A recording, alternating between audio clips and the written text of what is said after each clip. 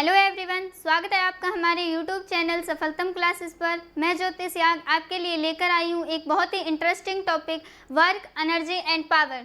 तो चलिए शुरू करते हैं।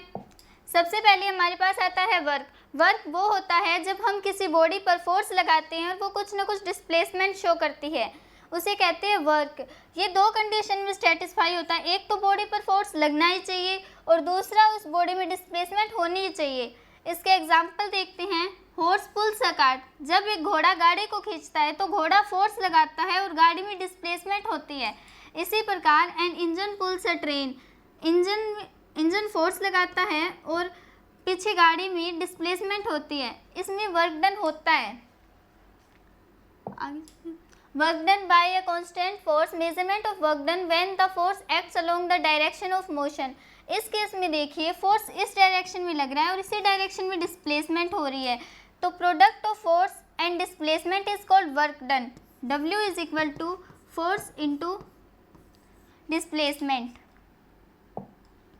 Measurement of work done when force and displacement are inclined to each other. इस केस में फोर्स इस डायरेक्शन में लग रहा है और डिस्टेंस और फोर्स के बीच में एक एंगल बन रहा है थीटा, तो हम इस फोर्स को दो कंपोनेंट्स में ब्रेक कर लेंगे, F साइन थीटा, दूसरा F कोस थीटा। उसके बाद जो डिस्टेंस के साथ में कंपोनेंट होता है उस कंपोनेंट को लेंगे, तो W is equal to F cos theta into S। इसे हम लिख सकते हैं F S कोस थीटा। अगर वेक्टर फॉर्म की बात करें तो इसे F इंटू S। ये एक स्केलर क्वांटिटी होती है। वर्क एक स्केलर क्वांटिटी होती है, इसलिए पॉजिटिव, नेगेटिव और ज़ीरो तीनों हो सकता है। तो हम बात करते हैं पॉजिटिव वर्क डन की। जब डिस्टेंस और फोर्स की डायरेक्शन सेम होती है उस केस में वर्क डन पॉजिटिव होता है, जब उनके बीच का एंगल ज़ीरो होता है। जैसे कि एग्जांपल है, मैंने हॉर्स पुल्स अ कार्ट, जब घोड़ा गाड़ी को खींचता है तो घोड़ा इसी डायरेक्शन में फोर्स लगाता है और गाड़ी उसी डायरेक्शन में उसके पीछे आती है, तो इस केस में जो वर्क डन होता है वो पॉजिटिव होता है और जो एंगल बनता है वो 0 डिग्री बनता है।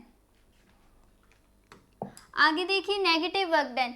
इसमें जो एंगल है थीटा है वो 180 बनता है। इसमें जो फोर्स और डिस्प्लेसमेंट की डायरेक्शन है वो अलग अलग होती है। तो यहाँ पे W is equal to F S cos theta बनेगा, थीटा -1 होगा तो वर्क डन होगा नेगेटिव। आगे है ज़ीरो वर्क डन। जब फोर्स और डिस्टेंस की डायरेक्शन परपेंडिकुलर होती है एक दूसरे के, उस केस में वर्क डन ज़ीरो होता है। इसमें देखिए ये सेंट्रीपिटल फोर्स इस साइड लग रहा है और जो डिस्टेंस है वो इस डायरेक्शन में है, तो इनके बीच का 90 डिग्री एंगल बन रहा है। तो इस केस में ज़ीरो वर्क डन हो रहा है क्योंकि कोस 90 की वैल्यू होती है 0। तो W is equal to F S cos theta यानी कोस 90, ये कोस 90 0 का तो ये सारी वैल्यू 0 होगी। आगे है dimension and unit of work. अगर हम डायमेंशन की बात करें तो इसका डायमेंशन होता है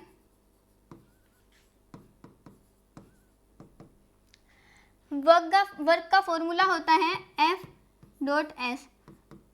तो F का डायमेंशन होता है m1 L1 T-2 into distance का डायमेंशन होता है L1। इसे सॉल्व करेंगे तो आएगा m1 L2 T-2।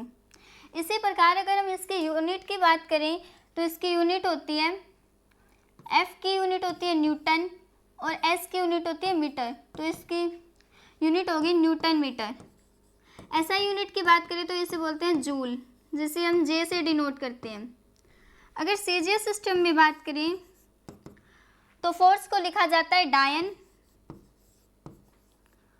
और डिस्टेंस को लिखा जाता है सेंटीमीटर, तो इसमें इसकी यूनिट होगी डायन सेंटीमीटर और इसे बोला जाता है अर्ग।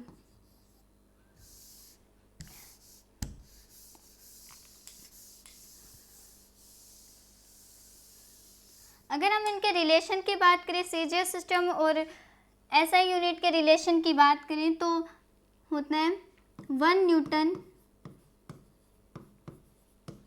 Into 1 metre. 1 न्यूटन होता है 10 की पावर 5 डायन,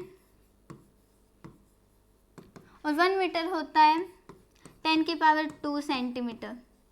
तो ये हो गया 10 की power 7। 1 joule is equal to 10 की पावर 7 अर्ग। ये होता है इनका रिलेशन। आगे चलते हैं। आगे work done in term of rectangular component. देखिए, अगर हमें ऐसा दे दिया जाए F is equal to F x i cap plus F y j cap plus F z k cap. इसी प्रकार अगर S दे दिया जाए S x i cap plus S y j cap plus S z k cap. तो अगर हम इन दोनों का डॉट प्रोडक्ट करेंगे तो हमें वर्क डन मिलेगा। हमें इन दोनों का डॉट प्रोडक्ट करना है, तो इसका डॉट प्रोडक्ट इसे सॉल्व करने पर आएगा F x S x plus F y S y plus F z S z. ये होता है रेक्टेंगुलर कंपोनेंट में वर्क डन। आगे चलते हैं। आगे हमारे पास एक एग्जांपल है। A gardener pushes a lawn roller through a distance of 20 meter if he applies a force of 20 Newton in a direction inclined at 60 degree to the ground. Find the work done by him. इसमें distance दिया हुआ है 20 metre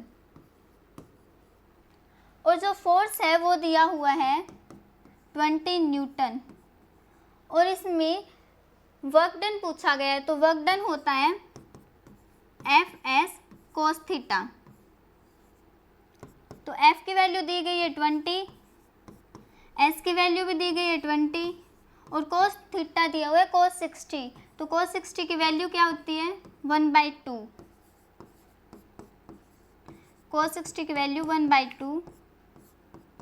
तो इसका answer आएगा 200 joule. आगे देखिए, a person is holding a bucket by applying a force of 10 Newton. Force दिया हुआ है 10 Newton. He moves a horizontal distance of 5 meter and then climbs up a vertical distance of 10 meter. Find the total work done. इसमें दो conditions दी हुई है। एक में तो वो व्यक्ति है, उसने अपने हाथ में बकेट ली हुई है और ये उसी डायरेक्शन में, उससे अलग डायरेक्शन में जा रहा है, यानी कि इनके बीच का एंगल 90 डिग्री बन रहा है। तो इस केस में जो वर्क डन होगा वो होगा 0। और दूसरी कंडीशन ये है कि जिस डायरेक्शन में वो व्यक्ति जा रहा है उसी डायरेक्शन में वर्क डन हो रहा है, तो इनके बीच का एंगल हो गया 0 डिग्री। तो इनके बीच का जो वर्क डन होगा वो होगा 10 × 5 इज इक्वल टू 50 जूल होगा। और इसने टोटल वर्क डन पूछा है, तो टोटल वर्क डन होता है W1 plus W2 is equal to, W1 तो 0 था क्योंकि उसमें कोई वर्क डन नहीं हो रहा था, 0 प्लस, और W2 था 50 क्योंकि वो सेम डायरेक्शन में चल रहा था, इसलिए उसका जो सेकंड वर्क डन होगा वो 50। तो इसका आंसर आएगा 50 जूल। आगे देखिए, आगे है फोर्स F, इतना दिया हुआ है, acts on a particle and displaces it through S, distance इतनी दी हुई है। Calculate work done if the force is newton and displacement in metre. इसमें F और S दिया हुआ है और इसमें वर्क डन निकालना है। तो वर्क डन क्या होता है, F S होता है, F डॉट S होता है, इसका डॉट प्रोडक्ट करना पड़ेगा। तो F की वैल्यू होती है, F की वैल्यू दी हुई है I plus 5J cap plus 7K dot S की वैल्यू दी हुई है 6I प्लस 9K।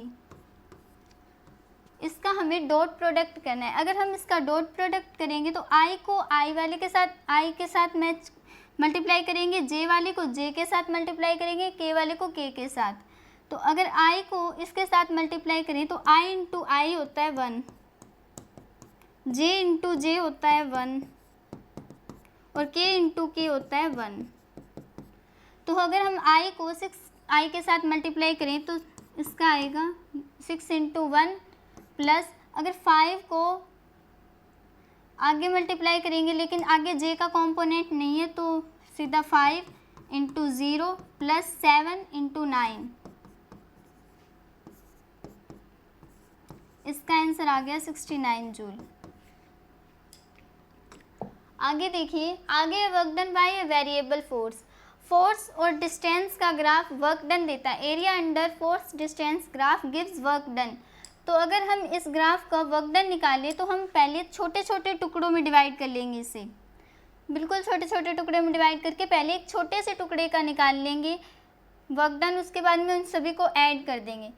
तो ये यहाँ से होगा एफ डी एक्स, एक्स होगा इनिशियल से फाइनल तक, इसका समीशन करेंगे। उसके बाद में हम सभी छोटे छोटे टुकड़ों को जोड़ेंगे तो इसका इंटीग्रेशन करना पड़ेगा।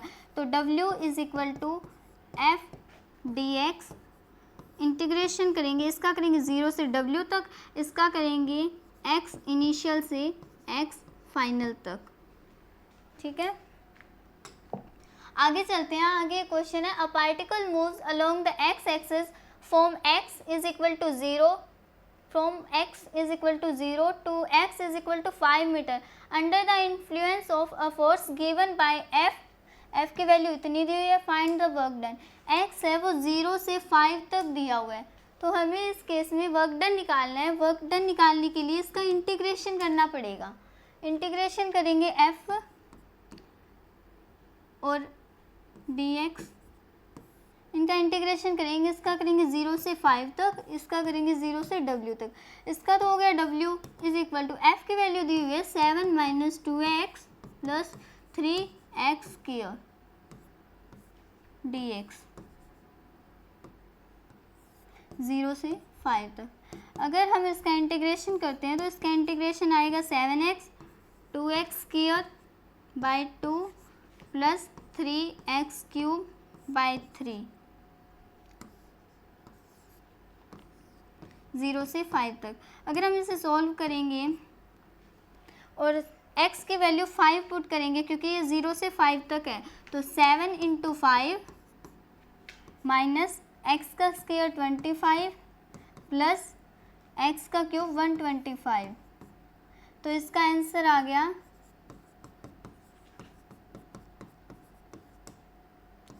135 जूल। आगे चलते हैं। आगे भी एक और एग्जांपल दिया हुआ है। Figure shown the F x graph, here the force F is in newton and distance x in metre, what is the work done. इसमें भी वर्क डन बताना है।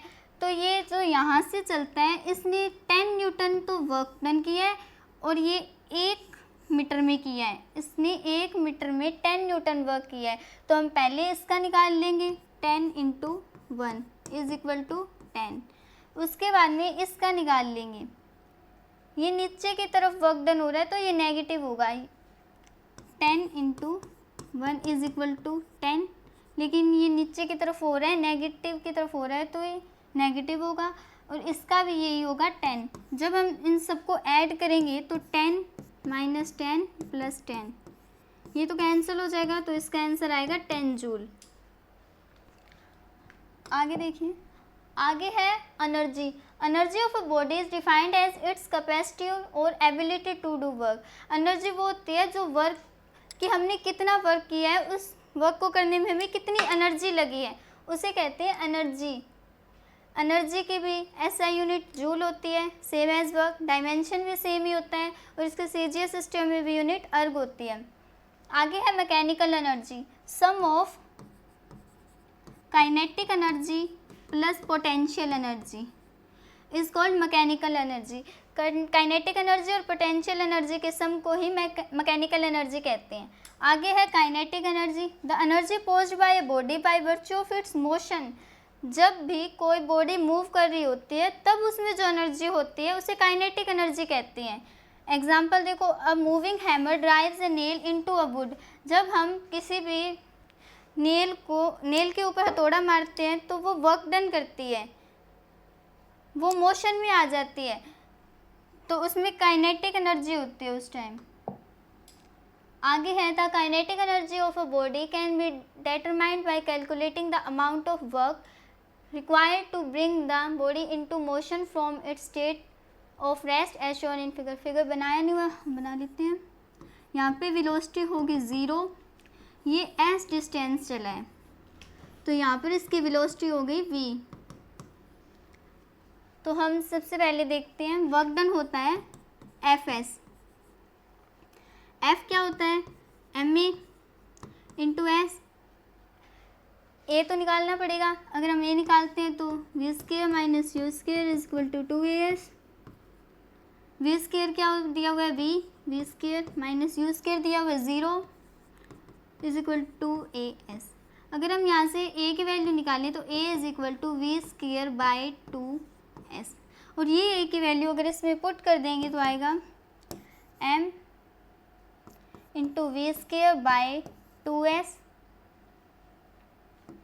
Into s. इस एस से एस कैंसिल हो गया तो ये आ गया काइनेटिक एनर्जी, ये आ गया हाफ एम वी स्केयर। तो काइनेटिक एनर्जी क्या होता है, half m v square. I hope आपको वीडियो अच्छी लगी हो। अगर आपको ये वीडियो अच्छी लगी हो तो इसे लाइक करें, शेयर करें और सब्सक्राइब करें। Thank you.